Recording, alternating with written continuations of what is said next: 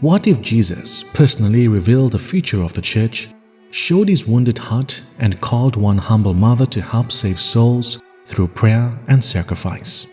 This is the remarkable story of the French mystic Édith Royer and the urgent messages she received from heaven.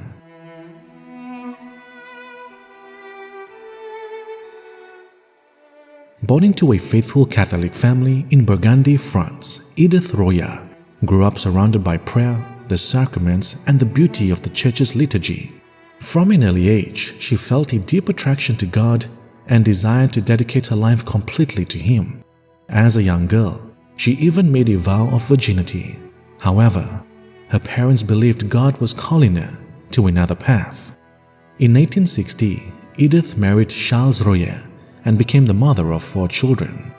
While caring for her family and fulfilling all the ordinary duties of home life, she quietly lived an extraordinary spiritual life hidden from the world. Her love for God continued to grow, and heaven began to draw her into profound mystical experiences. On July 22, 1870, while attending Holy Mass, Jesus appeared to her. During this encounter, He revealed that great sufferings were about to come upon France. Deeply moved, Édith found herself praying in a way she had never prayed before, invoking the Sacred Heart of Jesus with these words: "Heart of Jesus, most merciful, most compassionate, most clement, who choose France to manifest your love, have pity on us." In another vision, Jesus showed her a man who was gravely ill. The man had a terrible wound in his side, so severe that a painful operation was necessary to save his life. Jesus explained that He would allow the operation to take place, but would not perform it Himself.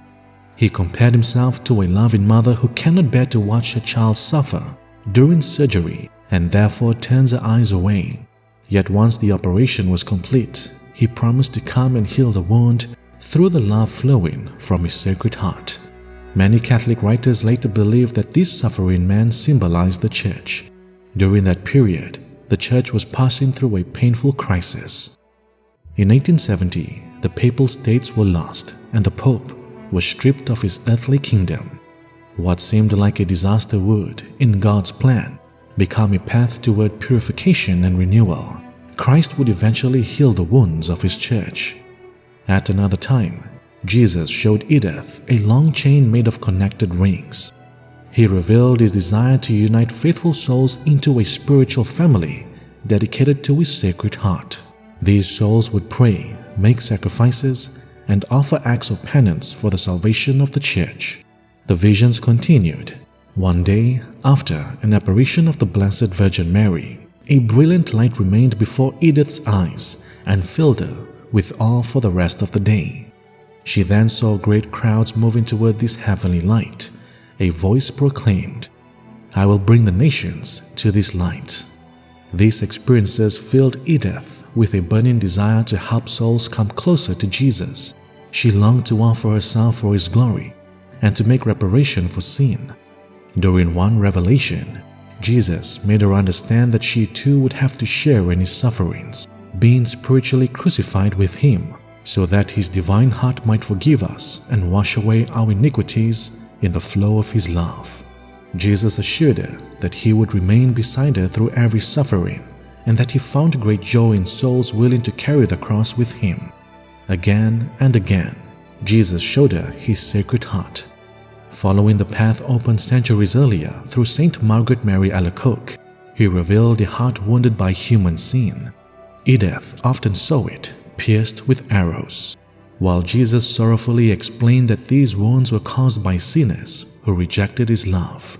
He asked faithful souls to remove these arrows through prayer, sacrifice, and penance, so that divine mercy could be poured out upon the world. In July of 1873, Jesus inspired Édith with a plan. He designed a movement that would gather believers who wished to make reparation for sin and grow in devotion to His Sacred Heart. He wanted His Sacred Heart to be honored in churches everywhere, and He desired His image to be displayed so that the faithful would love and venerate Him.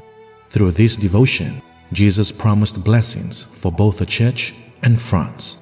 Soon afterward, Saint Margaret Mary herself appeared to Edith. She confirmed that Edith had been entrusted with a special mission to spread devotion to the Sacred Heart and lead souls towards conversion.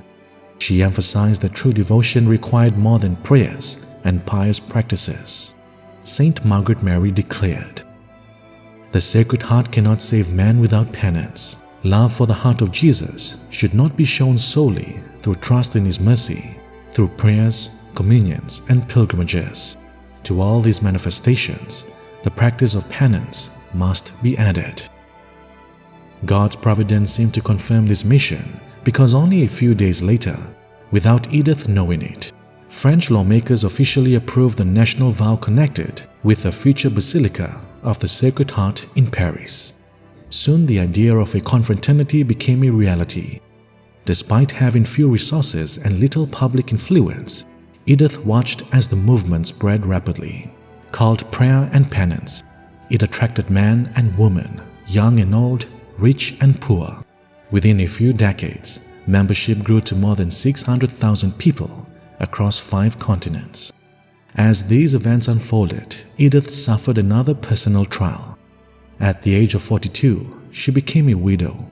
She considered entering religious life, but her responsibilities toward her children and family remained. During these years, her mystical experiences became even more frequent. Jesus continued to encourage her, strengthen her, and comfort her whenever discouragement threatened her mission. The road was not easy.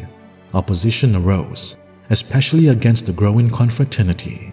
Yet Edith remained obedient to the Church. She entrusted all her concerns, decisions, and responsibilities to priests and church authorities. Her humility became one of her greatest strengths. In April of 1894, Rome officially approved the confraternity. Pope Leo XIII later elevated it to the status of an international arch-confraternity. Its members included ordinary workers, mothers, farmers, religious sisters, monks, priests, bishops, cardinals, and even Saint Pius X himself, who granted special indulgences to its members. Although Edith desired a hidden life devoted entirely to God, she continued to live among her family. She remained faithful to the spirit of a youthful vow, carrying out her daily responsibilities with diligence while spending more and more time in prayer. She passed away in 1924, surrounded by those she loved.